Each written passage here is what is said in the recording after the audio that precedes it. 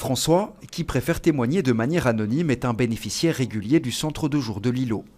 Pour le moment, il vit dans la rue et trouve ici du réconfort, un lieu où échanger, se reposer, mais aussi se rafraîchir, particulièrement en cette période de chaleur. Il fait très chaud, surtout cette semaine-ci. Il fait très chaud. C'est insupportable, la chaleur. Gare centrale, il y a la fontaine d'eau, là on se serait hydraté facilement.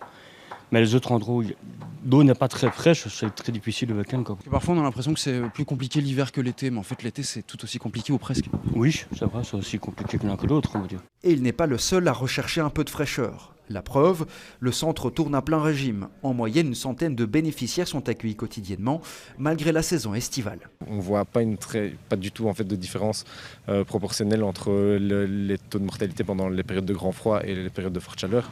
Donc ça veut bien dire que en fait, la vie est tout aussi compliquée dans les périodes de forte chaleur, comme on est en train de vivre actuellement. Autre élément, les dons perçus par l'association. Ils sont nettement moins élevés que durant la période hivernale, alors que les besoins, eux, ne baissent pas. La structure réalise en décembre un quart de sa levée de fonds. L'été, en effet, c'est beaucoup plus compliqué. Alors, il y a aussi toute une série de la population qui n'est pas en Belgique, qui part en vacances.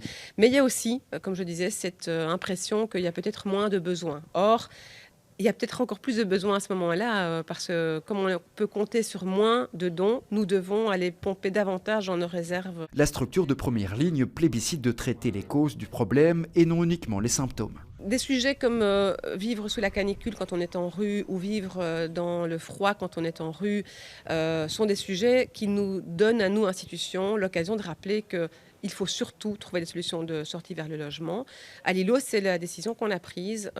On met un maximum de moyens aujourd'hui pour créer des solutions de logement, acheter des bâtiments, les remettre en état et permettre aux personnes de se reloger. En 2025, Bruxelles va recenser 10 000 personnes sans chez soi à Bruxelles, du jamais vu jusqu'ici.